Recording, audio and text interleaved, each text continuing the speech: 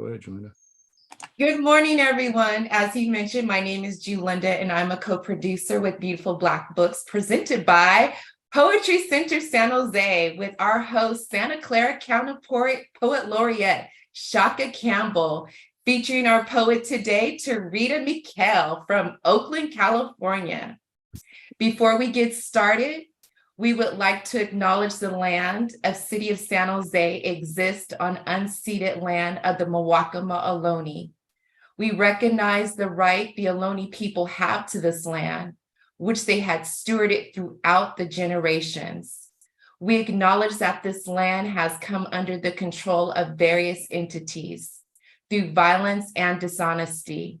We recognize the history and legacy of colonialism that impacted the indigenous people, their traditions, their territories, and their practices. We acknowledge that every member of the San Jose community continues to benefit from the use of the occupation of this land. We recognize that the Mwaka Ohlone people are alive and flourishing members of the community today. Let us take a moment of silence to pay respect to our elders of the Ohlone people of the past and the present.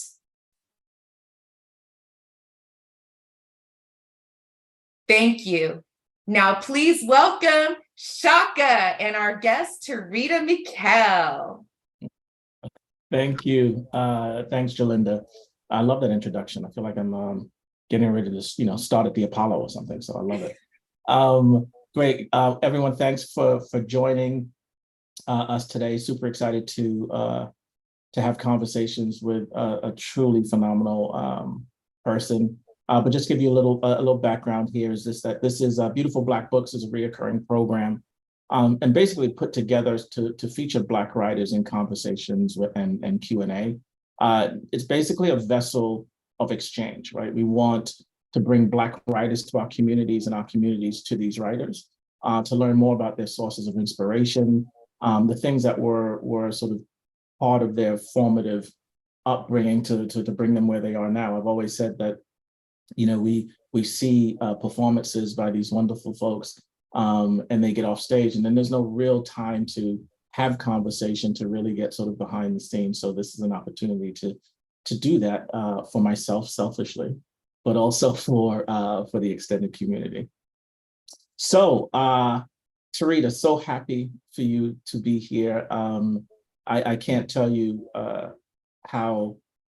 you probably already know this, just the aura that you bring when you first engage with you. And then when I've said your name elsewhere in the community, there's this sort of, again, presence that you command when you're not even in the room. It just talks to the legacy that you've brought to this work and this community. So I, number one, want to give you your flowers for that, especially since we've met more recently than not. But I'd love to, Julinda mentioned that you're from Oakland, from the Oakland area. Is that where you were born and raised? Is that where your original roots are from? Talk to us about where you're. Yes, up until, I guess, 6th grade, and then brief time in Modesto, and then San Francisco, primarily from middle school to high school. Okay. All right. So this is your as they would say in England, this is where you hail from then. Yes. Okay, fantastic. So I want to jump to your bio a little bit, right? So in your bio, there's my God, there's so many accomplishments in your bio. I just want to actually, before I even do that, let me talk to you folks about the incredible things that this Tureeda has done. Tureeda's not only and it will be in the chat, but I do want to highlight out loud and put it in the universe, right? So Tureeda is a Griot Story Medicine Woman of truth, an activist of holism. And I want to get into that a little bit later on and talk about what that means. She's featured at the Young Museum. She has been part of, and this is I love this, part of the Black Panther 55th anniversary. Octavia Butler's 70th birthday. I want to dig into that too, because it's one of my favorite authors. And just so many things. Again, you'll see it in in the bio, but of all of those things, author, poet, Griot Story Medicine Woman, woman of truths. Tell us a little bit about holism and what that means. Holism, to me, represents something that I had to learn from the interior, as Toni Morrison would put it. As a child, I always paid attention to the little things, as many of us did as children. Flowers opening at night or closing at night, opening during the day, and the sense activity of knowing that there was something else going on, seeing spirits, reoccurring dreams, that's holism. Understanding how illnesses occur, that kind of thing, is holism. Understanding your place in the universe, connectivity to everything. Yeah. And how does that branch then into the work that you do, into whether it be poetry or the other disciplines you've accomplished? Yeah, it branches. I consider my work creative nonfiction prose. And so I tell those stories. Some of them you'll hear later, but it began at a very, very early age. And is that something that you was sort of nurtured in you as a child, or is it, I know sometimes I have a 13-year-old and sometimes she'll wake up and say things that I'm just like, I don't know where that came from. I know, right? So. I guess my parents from the South, and the way my parents were, they just did not discourage me from discussing things. And I did discuss things with my mother. And she would give me feedback. So it was never something I should be ashamed of, or even though we went to church quite regularly, right, every Sunday. And, I learned later, studying in a seminary that, these things were of the devil, the devil's work. And so I said, well, good thing Mama never said anything about that. So, right. I continued on with it, and to I don't want to use that word, but to my grace, to that gratitude, I give thanks. So it was, so you sort of got this nurturing from your mom, is what I'm hearing, and then you went out in the world, and some of those things were considered devil stuff, so to speak. But like, how did you reconcile, all of that sort of moving forward, but then understanding, okay, well, that's not what I heard coming up? I reconciled it by allowing the universe, or the following days or hours or moments, to answer back, which I had been told. Okay. Or what I had dreamed. What you had dreamed. Okay, talk to me a little bit more about that. What you had dreamed. What comes, because there's so many things that you're saying is just opening opening a funnel for me, in not only in just the language you're using in talking about the universe. I know in my world, when I was going to church and when we were talking about religion, you weren't talking about the universe, right? The universe was God. And so I had a lot of trouble. That's why I sort of asked the question about the reconciliation. There's a lot of trouble with me saying, okay, you're saying God, I guess that means universe, but then I have questions. So there's always a sort of dichotomy there that I was trying to get through without sort of dismissing any one of them, right? Did you have any of those challenges?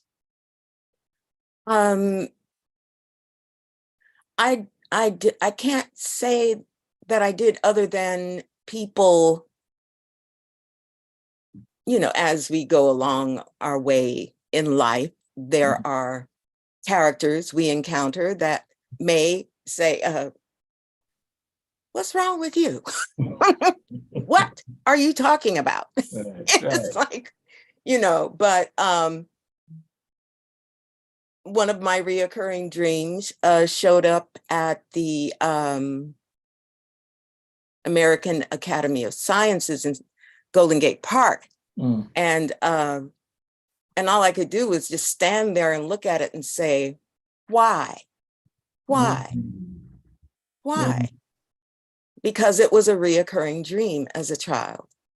And so why is it covering this wall now? Wow. What does that mean? Yeah.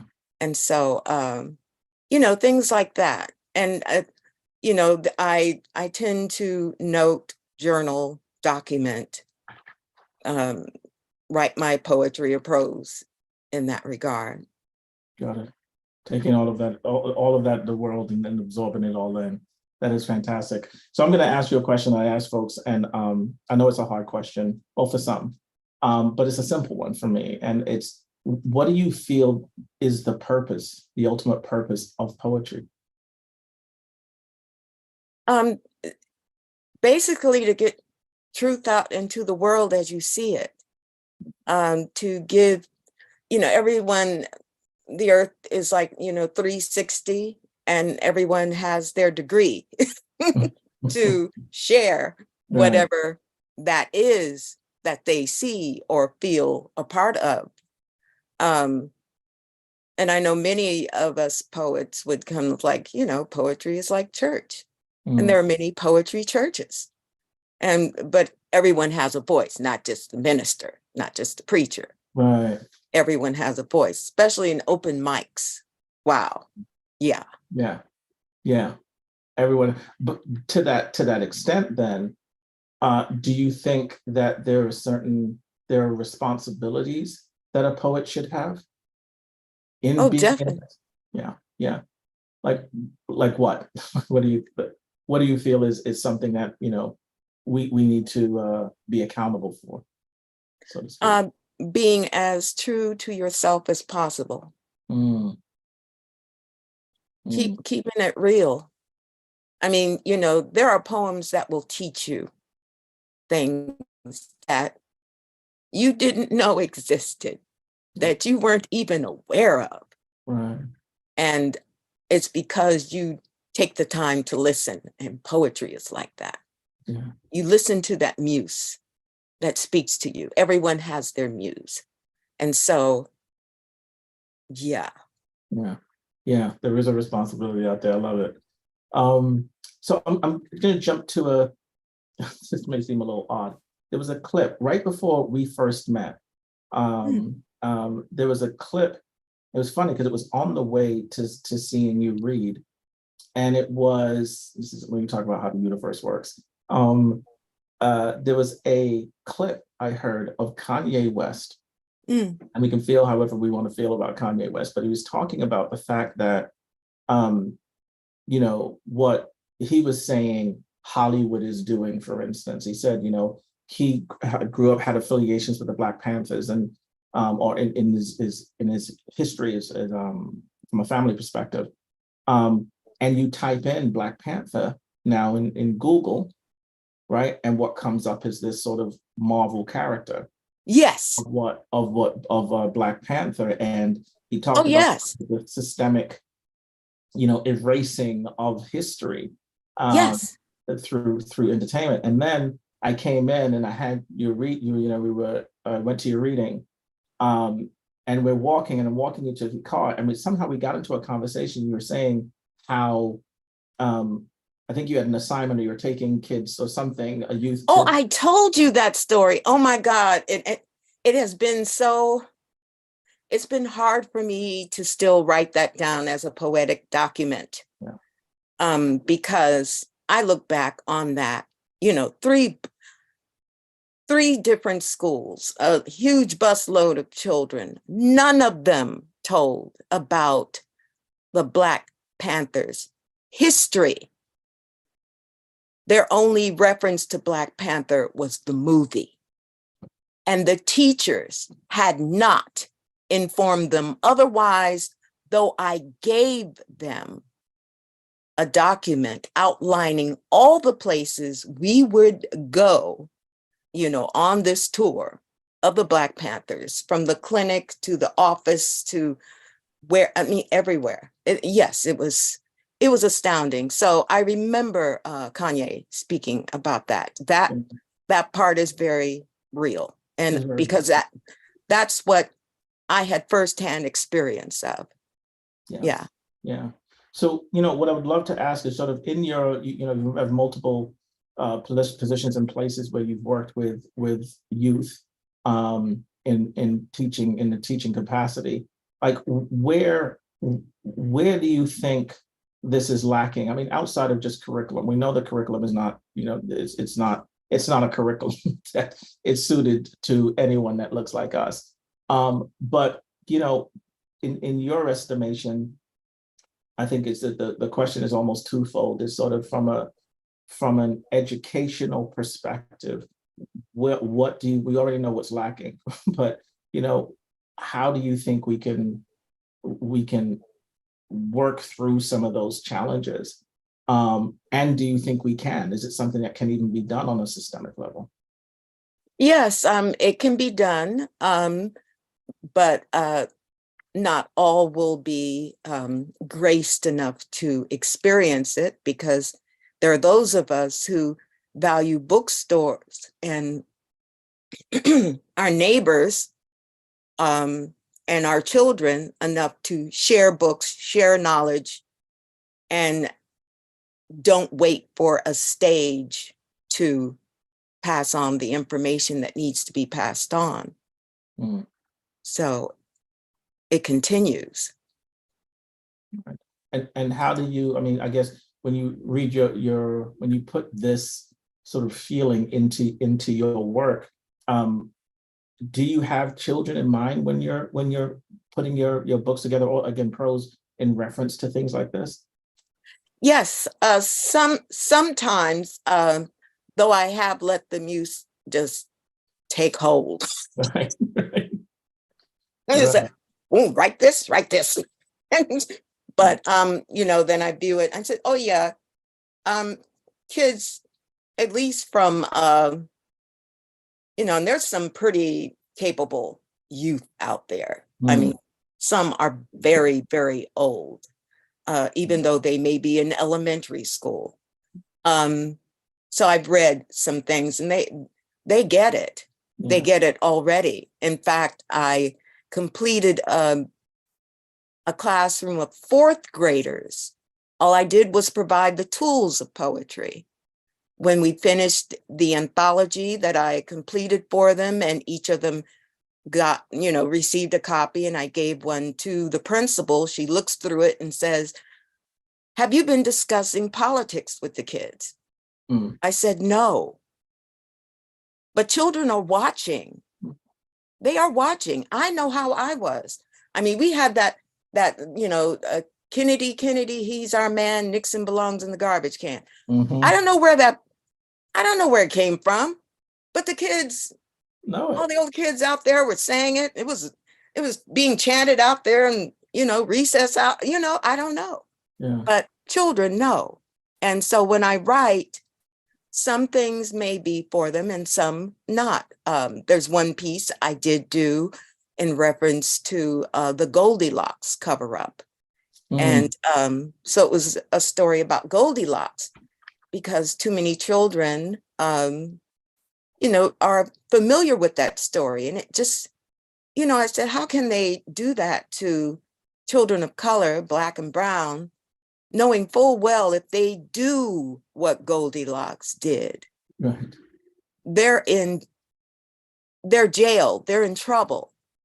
And so I didn't want that, that privileged ideology, right, that illusion of inclusion yes. to engulf them in a story that's not for them, but just to admire what someone else is able to get away with. And so I wrote the BWYB News, the Goldilocks cover-up. And so that was something I felt, people laugh at it, but at the same time, it gets the point across. Yeah, it's so true. There's so many things that are, that on the surface, they seem like stories. They seem sort of these light touches, but you take one layer off, and as you said, there's so much in it. That's so detrimental. I mean, like you said, with the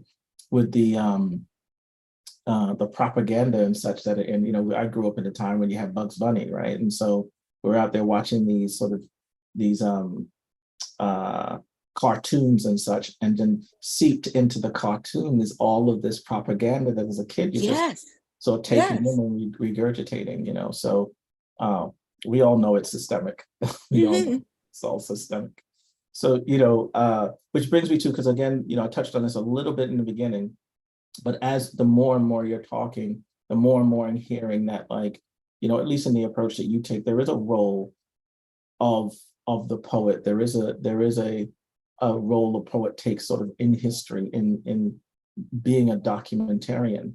So this idea of sort of the role of sort of art and poetry and commercialism and et cetera, if you had to say to yourself, okay, let me put in a sentence, what is the role of a poet, which is a little bit different than like the purpose of poetry, but like, what do you feel the role of a poet should be in today's society? Well, Wole Soyinka as well as Amiri Baraka, oh gosh, they both said some profound things, and I can only surmise. I know Amiri said, it's the duty of the poet to shake things up.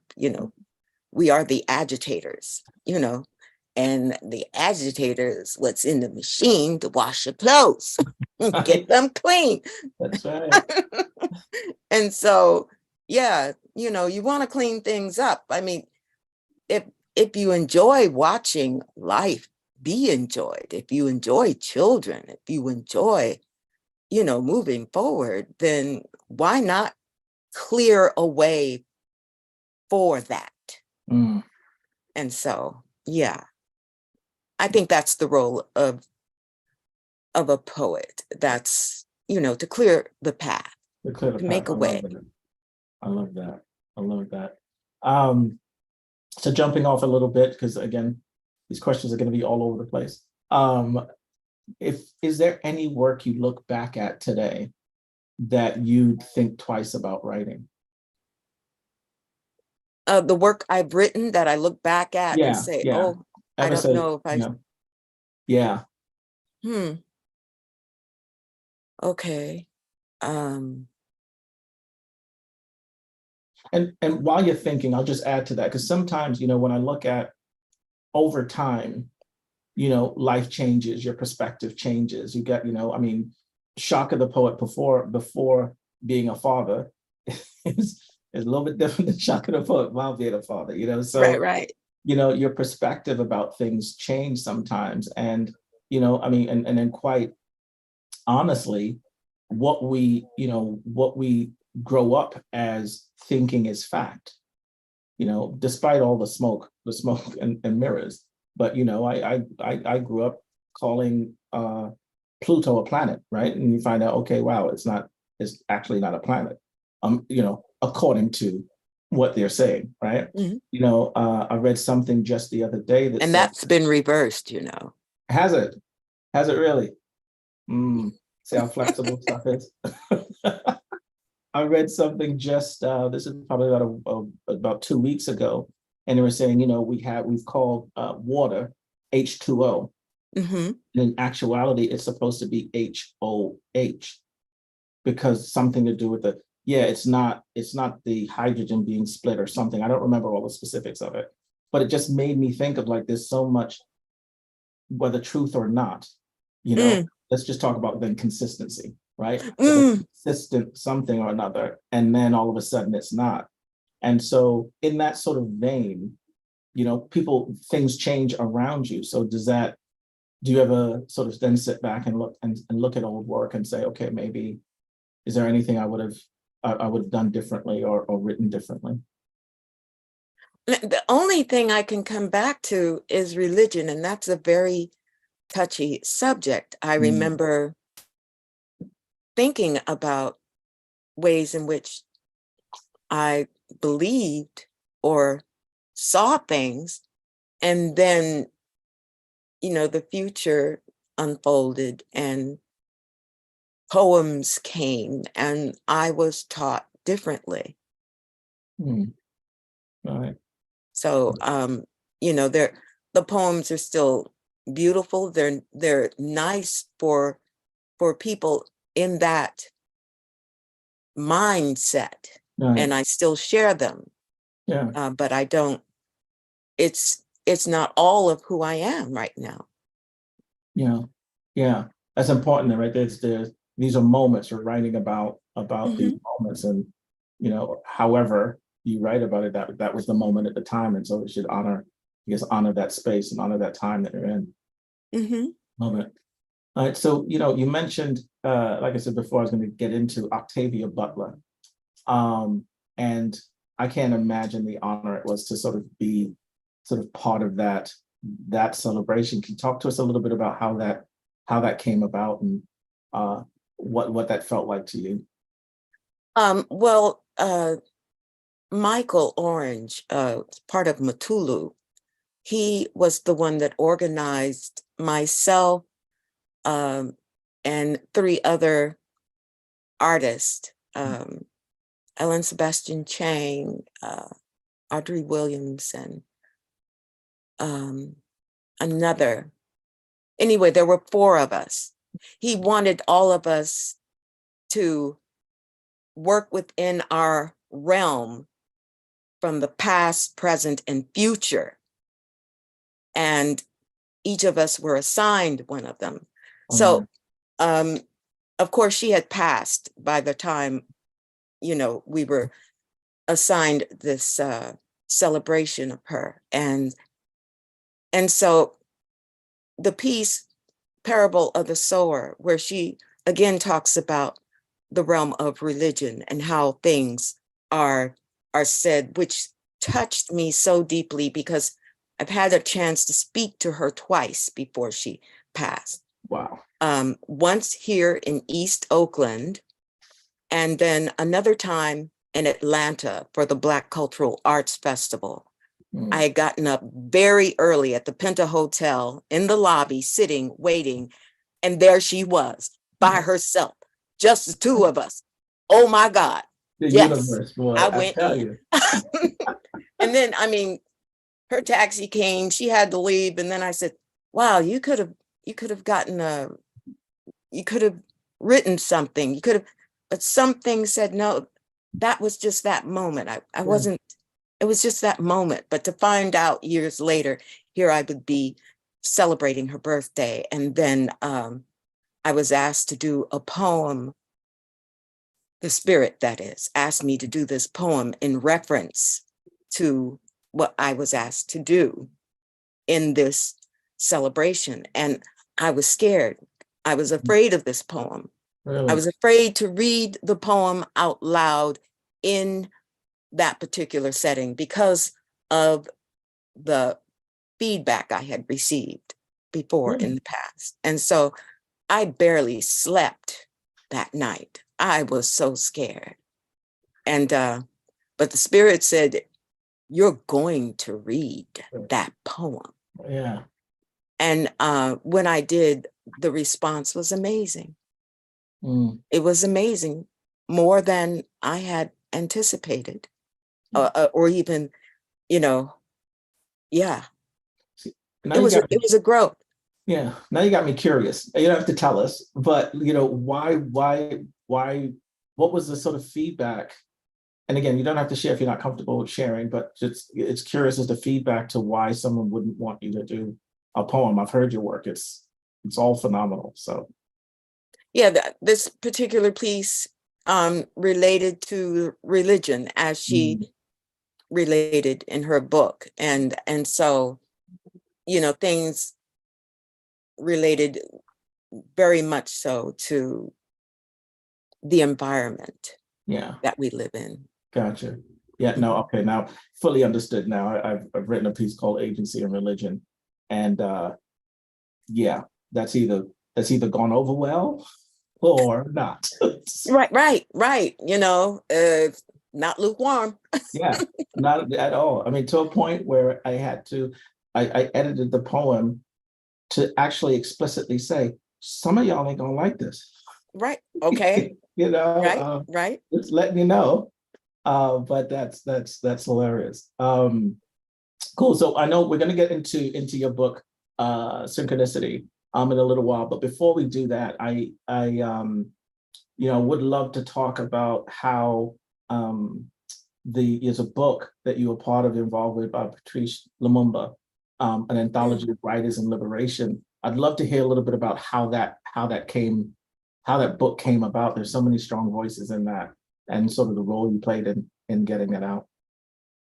Yes, well, it began with East Side Arts Alliance, and I've known them practically since the beginning. Yes, that's the book, and the cover is by John Sims, who recently passed. And the name of that cover is called Pi. And so he did everything based on an equation. But getting back, Elena and I agreed that we should use the cover for that book. She commissioned me to, pull together poets. Tango had become part of East Side Arts Alliance,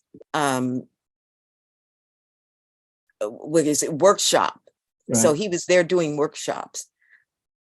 The first time we did something together with East Side, and that's East Side Arts Alliance and myself, was in 1999, I believe it was. And we did a CD of many poets, and it was called The Black Dot. And so,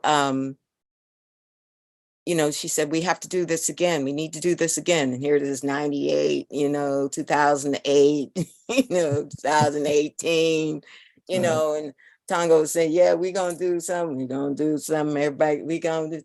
And then Elena said, you've done 73 anthologies. How about we just move on it? And I said, okay. So she commissioned me, and I started reaching out to folks, and whoever, responded is who's in the book.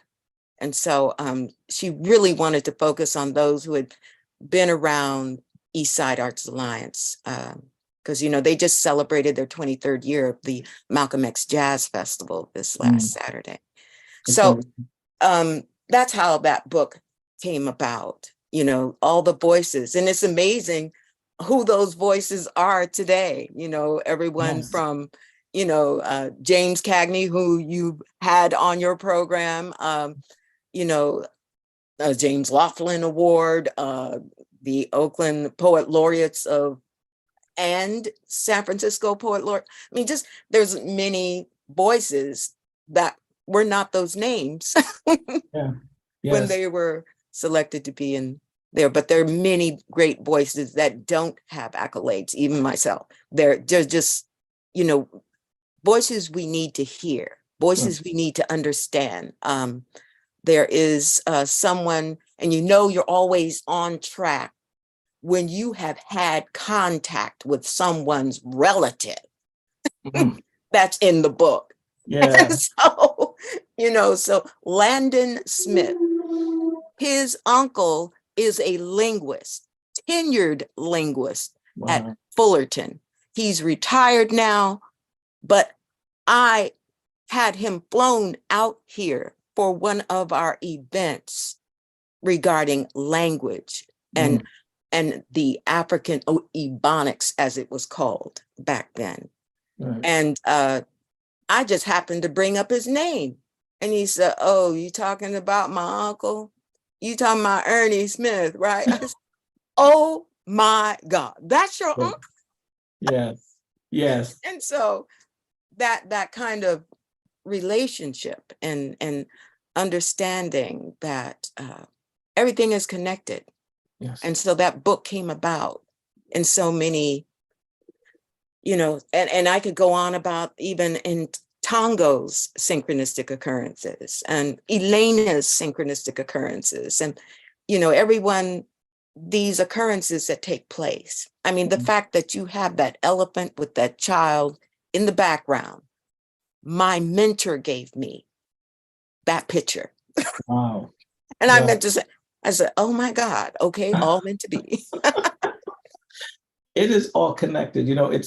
I'm so glad that you made that point. There was a I won't belabor the point, but there's a Black program that a gentleman by the name of Tyson, oh God, and of course his last name is going to slip by me. Jalinda, you know Tyson's last name, if you can throw it in the chat for me. But he does a program in some of the schools in San Jose. It's called the Black Program, right? And he teaches these kids. So we had a session. It was a closing ceremony, and he took us through a little bit about how he talks about some of the history. And so it was right before Malcolm's birthday, and so how he talked about it was so fantastic, because he didn't touch Malcolm until well in the end. He started from Marcus Garvey and where the prophets met in Marcus Garvey, and then how then Malcolm came and how he was listened to, and Huey was hearing Malcolm. Then this sparked off of that, and then that sparked off of that. We don't often talk about that connectivity that happens in the back end. Folks didn't just become, you know what I mean? And Yeah. there's so much roots that are connected. So I'm so glad you brought that up. We don't have a tendency to do that anymore, and especially I think nowadays it's so quick consumable information. We just want the little bit and then we're going to run with it, right? And we forget that there's roots behind all of that was watered, that was planted. Right. Right. The sound bites that so many are accustomed to now. 17-second sound bites. And when I was asked to chaperone a party at a school, oh my God, the music comes on, the kids dance for like 10, 12 seconds of it. Right. Then they stop and start talking. Yeah. They don't dance through the whole thing like we did. No, we had 6, and 8 we wait. songs. I mean, a song would be on, we dance, and we may even have an instrument to carry that rhythm over to the next song if the DJ was hip enough to do that. And it was like on and on till the break of dawn. Yes. It was like we were dancing. Yeah. But not the kids today. No. Yeah. Oh, it's this little, like you said, it's just sound bites. I get saddened by it. Yeah, well, yeah. It's like different world. Yes, absolutely different world. So we're coming up to you reading, but I just have a couple more questions for you. Who or what influences your work? Oh wow. Who or what? Dang. Oh wow. There's the flood. Flood. Okay. So Dr. Francis Cress Welsing, Toni Morrison, Jamaica Kincaid, Amiri Baraka, Willie Sayenka. Wow, wow. I will say my mentor, Ted Ponteplay. And he'll be 90. He lives back east, but Oh my God. There's so many. Yeah. Many. Yeah. And of No. course, all of you, you know. Oh, no, I But think yeah, but they have been my backbone when I read and get into their work. And I play with Toni Morrison because I say, oh, we have the same initials. whatever it takes. Exactly. I love it. And you know, when I read her, it's like I said, yes, you know, because when she talked about this image coming out of the water, and that's where she got the impetus to write this, because I you know, books and everything, just she understands the interior as that spiritual side that gets left out of our conversation. Yes. And so she is validation for me in that. I love that. I love that. Richard Wright in a different way for me, in the sense of you know, that too. Yeah. Yeah. He may spend 14 pages describing running through a field. But Yeah. after that 14th page, you're brushing your arm. You feel like you're itching from the, you know, from the field. So I love it. It's just I think there's these pockets that we go to for different things depending on what we're doing and how we're doing it, you know. What do you have a favorite poem? What do you have a favorite poem you've ever written? That I've written, or someone that I've heard? You've written. Yeah, one of your favorite poems. One of my favorite poems. Wow. That's interesting because I haven't really thought of it like that. I haven't put it in that mindset because it was almost, it's almost like poems were given a duty to do. Yeah. Oh yeah, and I saw Maya Angelou there. We went to the same high school, birthdays one day apart, and that's another. That's another poem. Yeah, and yeah, and James Baldwin. Yeah, is in the upcoming book that I wrote for my mentor. Gotcha. But yes, those. I having one. There are some I've memorized. There's some it depends on the mode or mood that I find myself in, that, oh yeah, I need to revisit this poem, and the poems will call. The poems will be called to be read, to be seen, heard again. And so that's pretty much the way I address them. Okay. I love it. I love it.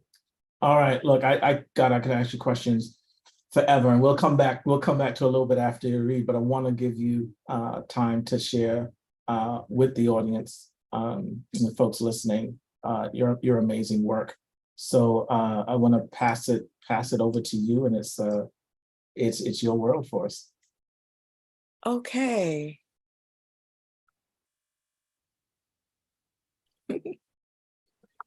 I'm going to read this piece called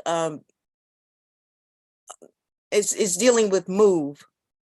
Move was bombed May 13th, and I didn't hear anyone speak of it. So I'm just going to read this short piece regarding 1985, May 12th, 7 p.m., Mother's Day. Archbishop Desmond Tutu of South Africa arrives at a deep East Oakland church. He speaks to a flock of well over 1,000. He tells us not to forget last year's massacre of South African children that ran on newly acquired ancestral lands purchased by Dutch Afrikaners, unknown to the children, rebelling against the new language and syllabus imposed by Dutch colonists, demanding mental enslavement.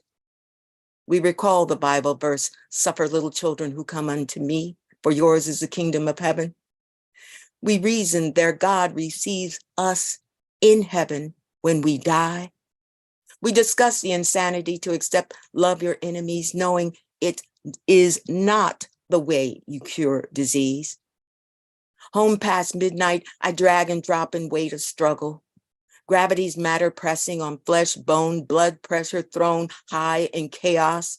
I'm tired. I'm so tired. Head just above water bleeds Martin, Malcolm, Medgar Evers, Hampton, Emmett Till, 4 little girls and more, known and unknown in this my country, 'tis of thee, sweet land of who? What?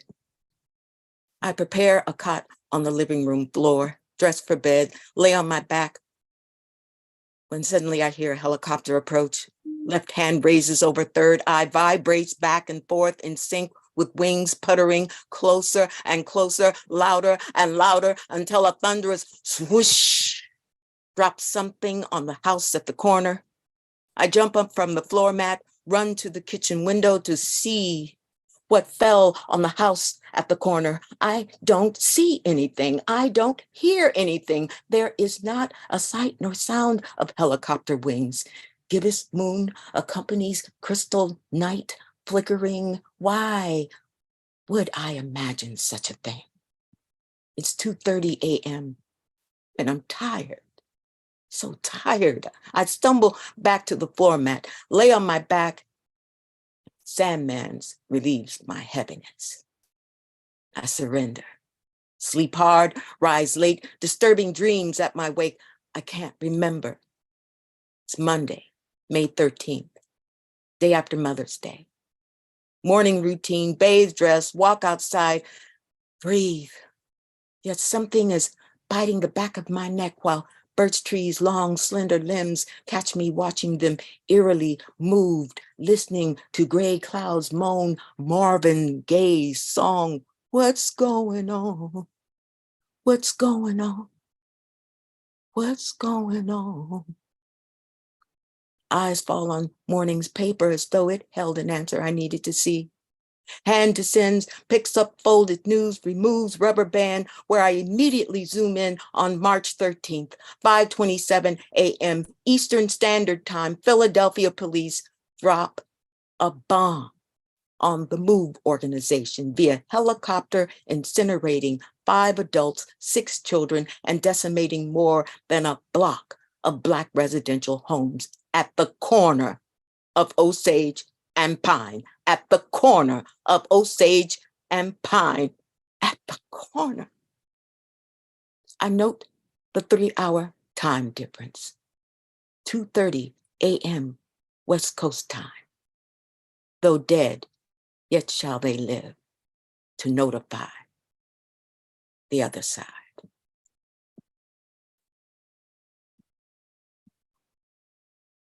And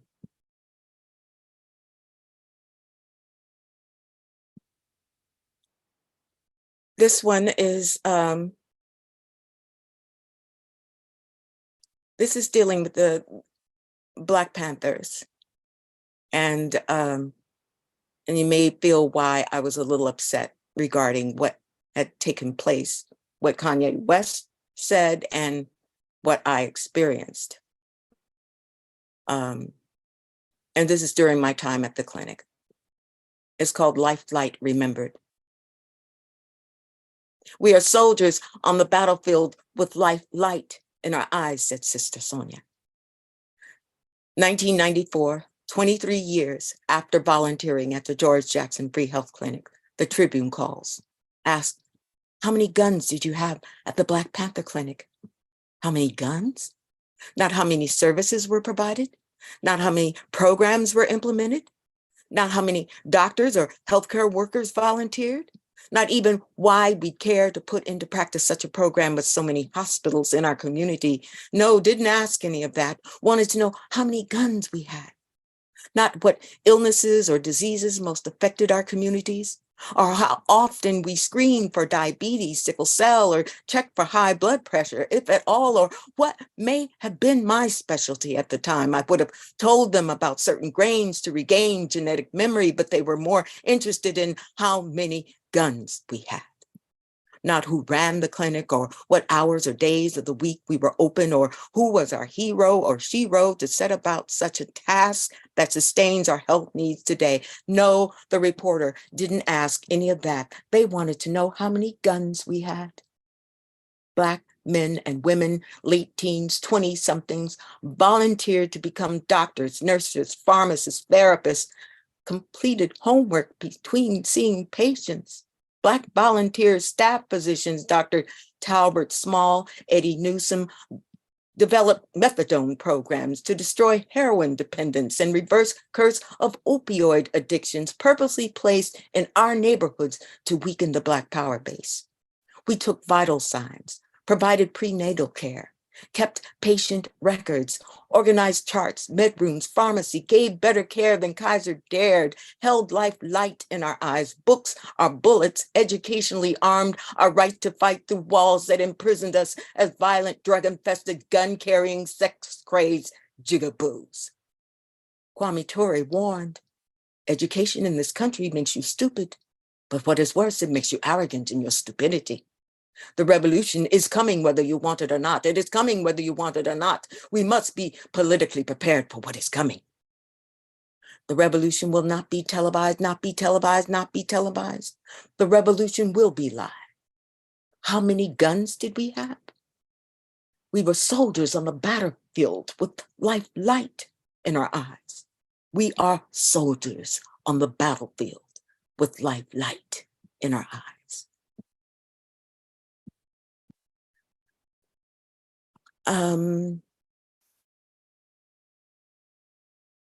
This one is, okay, is this, okay, that was, I'm going to read this one. It's a little, the others you'll find in the book. This one is upcoming.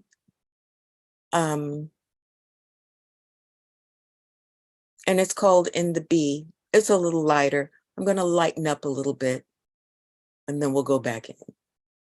In the bee, Jin, sing, breathe. Black balloon boom, bebop, eardrop, dream, translucent wings, reverent, effervescent feathers, favor raven magic. Heather star shine. Clothes glitter dark red, yellow, green, purple, gold mine. Dance a spiral round root, tally ground wire imbue, remember, light seed deed. Drum, heart, lung, tongue, stars. Rhythm sung long time gone. Revolutions, evolutions, you and I verse, plans, planet seat. Rock steady beat. Arms, legs, feet, wave, weave in heat. Moon mounts magnetic mystery, bring back the honeybees, please, and swing low, my sweet chariot. Let us ride home. Heaven's sunflower has thrown us in this throne of hallelujah parallel strings, orchestrating DNA helix springs. Springing up children, prophets, circulating circuitries, generating generations of yin-yang prophecies, radicals radiating Ishiolawa Gulebacho. The word Nomo will not be destroyed. In the bee ginseng, G-force spiraling, cannot gainsay nor resist the gravity of matter. How are we doing on time? Trying to get my mute. You're good. You have another 10 to 15 minutes. This is oh, okay, great. Okay. All right. Here. Okay. This next piece was debuted at Stanford and recorded, and I finally documented what I feel I went through working at the Exploratorium. And the Exploratorium is a great place, so I'm not speaking against that. It's just dealing with AI, and that's what I'm dealing with right now. 6-part recipe for virtual reality. 1.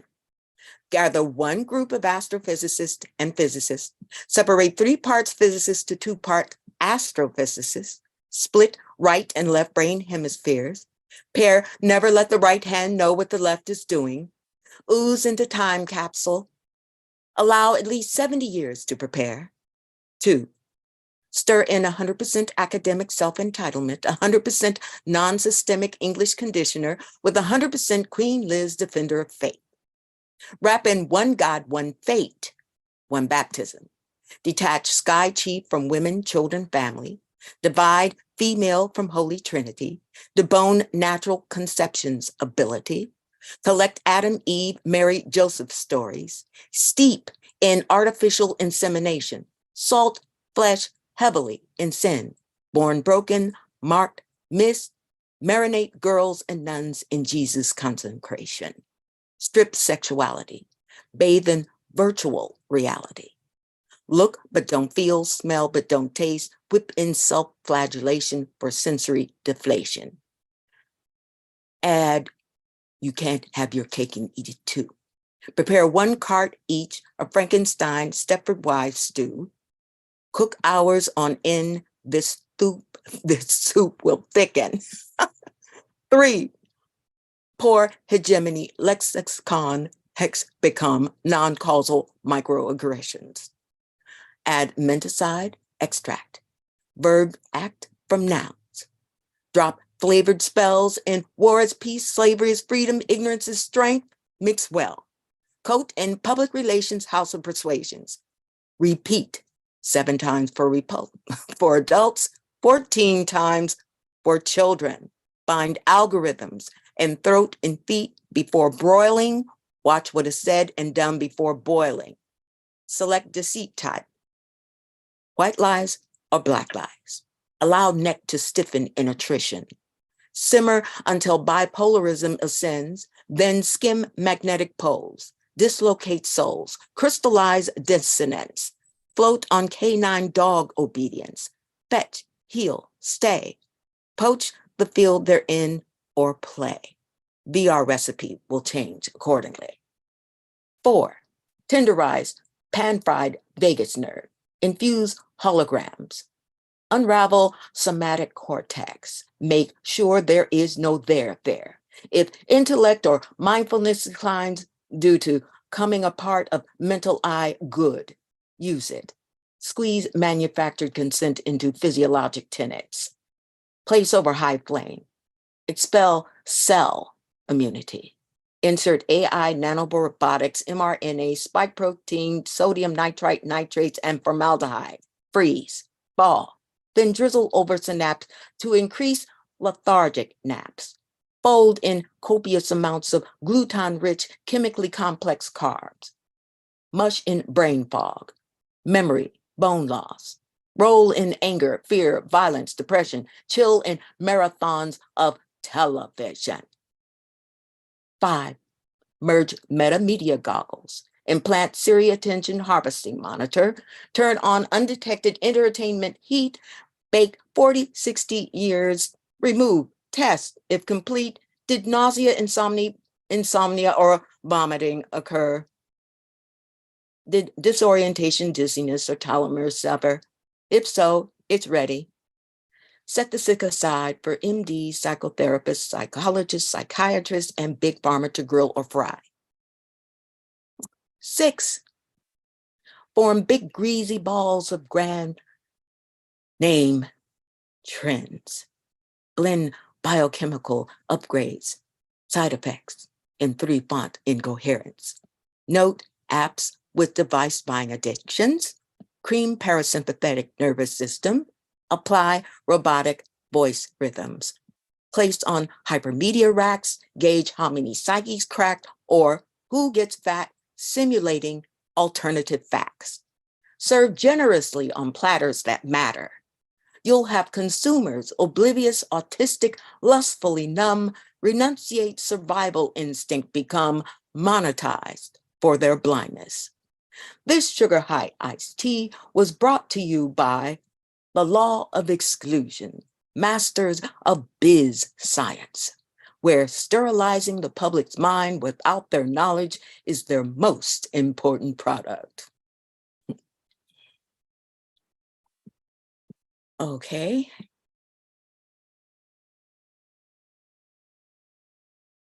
And now we're going to move into the spelling bee.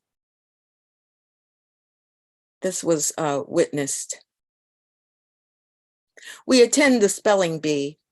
The 12-year-old white male child stood before the proctor, waiting for his spell assignment. Stern, stone-faced, blonde, elder female begins. The four monitors eye one another, nod. A bell rings. Proctor says, spell negus. Negus? Child repeats, yes, negus. Negus? He wonders. Thin rails form between his pale blue eyes, rims of ears redden, implicating the word negus. He softly repeats it to himself, barely audible, eyes jaunting left to right, ashamed of what he's thinking. The proctor says, can you say it loudly for us, please? He frowns, pushing condemned uncertainty from his mouth. Negus? Dropping his head slowly, raising it again, he stutters. Can you use it in a sentence, please? Negus, an Ethiopian king, a sovereign, a self-governing person of Ethiopia. Negus? The child repeats. Negus, repeats the proctor. Child then spells N-E-G-U-S. Correct, the proctor says. Child's eyes saucer wide, signals what I had nearly forgotten. My Ethiopian friend, Nega, told me his name in Ga'uz means first light. And blackness was on the face of the deep, and out of it came the light. Book of Genesis. Spells labyrinths, double talk. Sticks and stones break bones and homes, take fish hook stars from eyes. Altar, altar, ark, ark, covenant, government, enterprise, enterprise, paradise, paradise, prophets, prophets, sail, sail, worship, worship, pray, pray, peace, peace, sun, sun, perish, perish, jewel, jewel, good God. Why altar, earth's altar? Silence the ark for an ark. Why douse sacred fire of every kind? Who enters prize for this enterprise? Why did the son of the sun worship with worships? Pray on those who pray for peace. Set sail for sail of peace with pair of dice for paradise. Governments, prophets gamble with prophets' covenant of light. Will jewels perish in parish of jewels? Whose good is sacrificed for the concepts of God? Sentenced memory. Seafood market Friday. Dark cocoa man-child, 3 years old, walks proudly alongside his ruggedly handsome daddy, full-lipped, wide-nosed like a pyramid. They're on a dinner run. Little one knows not to fall too far behind. Fish on display. He catches an array of belly-up fins to investigate. Many specimens within reach. He tilts his head. Dark, luminous eyes swallow curiously. Doesn't care if anyone's watching. This is his public-private laboratory. He begins with his first primal sense, smell. index finger pressing armored fish scales, resists breakage, draws ample odor to nostrils flaring, inhales deep, chest swells, reveals lungs capacity, is serious about investigative sampling.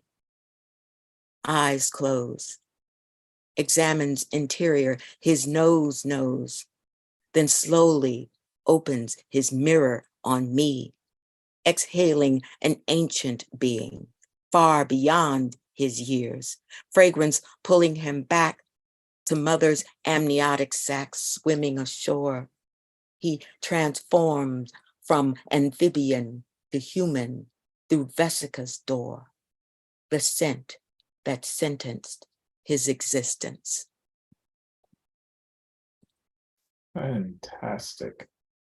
Fantastic. I do want to give a little bit of time for folks in the audience to ask you a little bit of questions. If that's okay, I just don't want to cut time off, but I'm every time I hear you, I think 3 or 4 other poems start sprouting in my head. You are inspiration, and just know that the path you lay out, how do I say this? I'm not trying to be poetic, but the path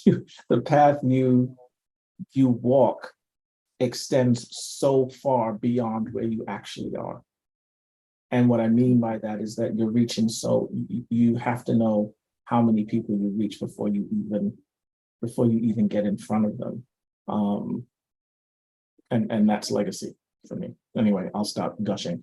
There is a question in the chat I saw. I think it's from Jacqueline. It's earlier on. She asks, we're in a different world. Does what is happening impact your words and your thoughts differently when considering book banning efforts, voter gerrymandering, police violence, etc.? Is this a vital part of your ongoing voice today? Yes, because it's going to happen, and we just have to continually build community and stay in touch with each other. I mean, I see Carmen is out there, and I know she's doing that with many things that she's doing, as well as Julinda. Well, all of us, and look at what you're doing. So we just have to continually do things like this to keep this open. And if it's and that's another thing Amiri Baraka would talk about. You don't have to just wait for a stage. I know I don't wait for a stage. You talk everywhere. You speak. You organize as well, and you include people who have the ear to hear. You don't have to fight. You don't have to fight against, unless they come after you. That's another thing. But you have to, stand for what you believe in, and continually operate in that. Share it with others, because they're taking books. They've taken Maya Angelou out, of all people. But I witnessed some of this when I was at a school in Contra Costa County, which, the kids come to school in their BMWs and Mercedes, right? And at that time, I learned that they're going to use The Color Purple movie as a book, rather than the book she actually wrote. And, Alice Walker said it broke her heart, but that's, they just removed the book, and what the movie maker decided to do, that's what they're going to follow. Yeah. And she was very hurt by that. So that it is what it is. It is. We have to just do it ourselves. And while I wait to see if there's any other questions in chat, please, if you have questions, please drop them in chat. While that's happening, I'm going to ask you, if your book, Synchronicity, if it was an actor or a singer, who would it be? I'm sorry, your voice is very low. What? Sorry, can you hear me now? Is that better? Okay, let me see if I can say that again. I said, so if your book, if Synchronicity, if it was a actor or a singer, who would it be? Oh my gosh, that is an actor, isn't it? I'm bringing up Toni Morrison again, so that comes to mind. Also, oh, but she's not an actor or singer. Okay, you said actor or singer. Okay, I digress. Okay, an actor or singer.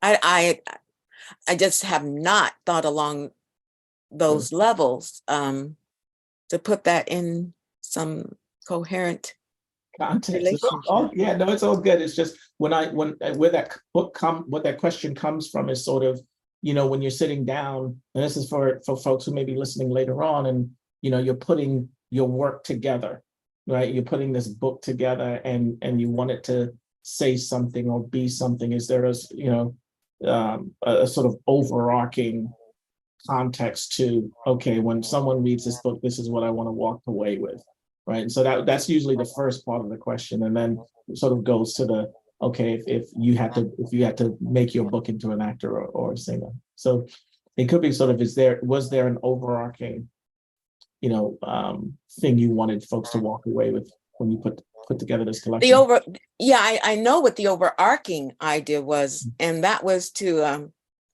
get people back into the earth and valuing life more. Just the value of just valuing life more. Yeah, someone's put it in the I think Linda put it in there. Some of the poems, when I've read some of them, and granted I haven't digested all of them yet, I hear it's Nina Simone. Wow. Yeah. And she's definitely someone, that's another, wow, that's a deep one. She's so, I have things that I've actually written about her. Because on a long journey, that's all I played was some of her music. Maybe I'm glad you brought her up. Yes. Linda brought her up for me. Thank you, Linda. All right. Yeah. So is there a do you have a writing quirk? Do you have an interesting writing quirk? Like some people, when they sit down and write, they have to have, their ginger tea and a muffin or whatever. Do you have any writing quirks when you sit down and write? I don't, because everything is so I don't have a quirk per se. I mean, I might get up in the middle of the night and have to write something. Something will call. And I think that's one of them is in the book. Because certain things identify themselves. They just, they identify themselves and they want to be heard. So. And you document that in the moment. Mm-hmm. You get up and write. Yeah, I'm glad you said that, because I've told folks in workshops that I've done is sort of, however you want to do it, whether it's a little voice recorder or something. Right. When that comes, make sure you get up and document that thought, whatever, super important. All right. So as we close on the end, I usually end these shows with what I call a quick fire round. And what I do is I say a word, and then I would love for you to respond with the first thing that comes to mind, right? It could be one or two words, but what's the first thing that comes to your mind when you hear this word? Okay? Okay. There we go. First word, poetry. Truth. Language. Understanding. Woman. Life, birth. Black woman. Origin. Religion. Testing. Jazz. Ooh, emotion. Joy. Did you say joy? J-O-Y? Joy. Joy. Yeah. Oh, children. Soil, like earth, soil. Oh, food. I love that. Loss. Found. Oakland.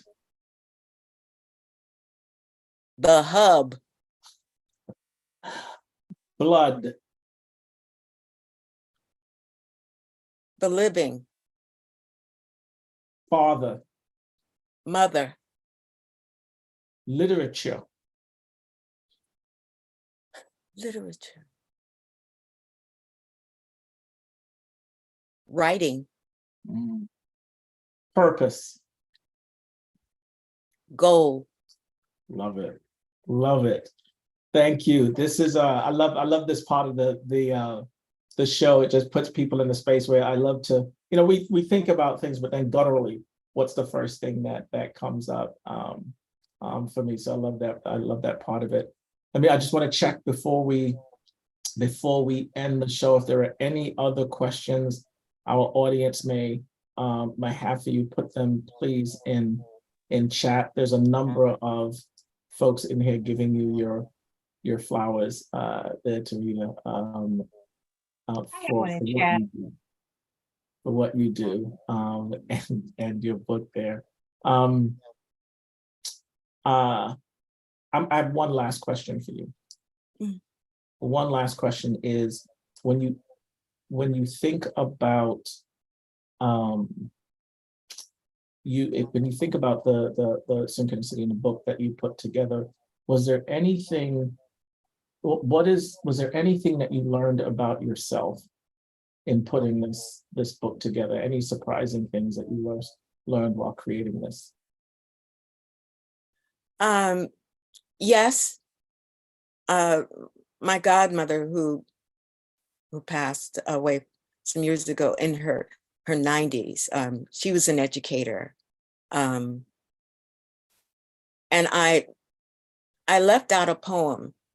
I thought I was going to leave it out, but her voice was so, I read it to her because she could understand that level. And the name of the poem in the book is called, oh my, that's interesting.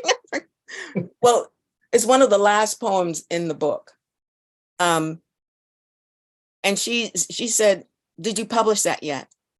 And I said, "No." And she said, "You need to." And she had 2 master's degrees from Brown, educator since the 50s, passed in, when she was 96 years old.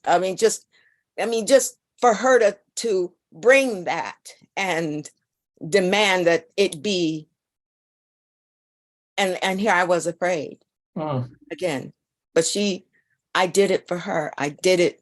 I put it in the book. And If I Hadn't is the name of the poem. If I hadn't. That's so amazing. If you hadn't put it in the book, imagine. Right. And then it's a list of all, not all, but if I hadn't experienced certain things. Wonderful. I love it. There's always those little hidden gems. And I think even with putting work together, sometimes you don't take the step as the author to take a step and say, okay, now this is out and it's sort of released. What else, right? What happened? Yes. So I love that you took a look back at that, which kind of goes into Carmen's question. Carmen had a question. She said, your poetry is ethnographic and archives our existence, but what's next in terms of genre? I am going to be, there's things that are coming out because there's so much that's been documented. I'm still pulling all those things together, and they will rest mainly on situations I've experienced that more regarding holistic health, and just stories, very, very interesting stories. And some people will ask, did that actually happen? Yeah, it happened. I love the key word there is more. We want more. We want Well, thank you. And it's, I'm told, even though, I signed with another publisher because the one that I was with closed. Right. And so I was given another publisher. So I've signed with them just in the past couple of weeks. Yeah. So moving forward. That is amazing. And I want to close the show by just saying exactly that. Beyond just your poetry, beyond what you put on page, what you give to our community, and what you give to the world is so needed, so appreciated. So Thank you. as much, please don't ever stop giving. We will we will absorb, we will digest, and we will take it where it needs to go, beyond this moment. So thank you so much for taking the time to chat with me. I mean, the point of this is to be a little bit, like I said to you before, it's not traditional, but really wanting to just sort of peek into a little bit of Tureeda here and there that normally we can't catch when we see you passing and dropping jewels, as the kids say. Well, thank you for inviting me. I've watched a couple of people that you've had. I've seen James, and I've seen another woman. I think she's first generation West African. Yes, Tolu from London. Yes. Just the richness of who we are. Yes, and what you offer in your poignant questions, the way you go in and have us elucidate on things we may not have ever, like, what, a song, a jazz, my book, but thank you so much for the opportunity to share. Absolutely, and I appreciate that. But if there's nothing to dig into, then I would have nothing to dig into. So, again, flowers to you. Thank you. Definitely. For all that have joined, thank you so much for spending the time with us today. This is going to be posted afterwards, so you can go back and get your notebook out, take notes. So again, thank you all for being here. Thank you, Tureeda, and I will see you out there very soon. Take care, guys. Thank you. All right. Thank you. Thanks, everyone. Thank you for coming. Thank you. Thank you. Okay. All right.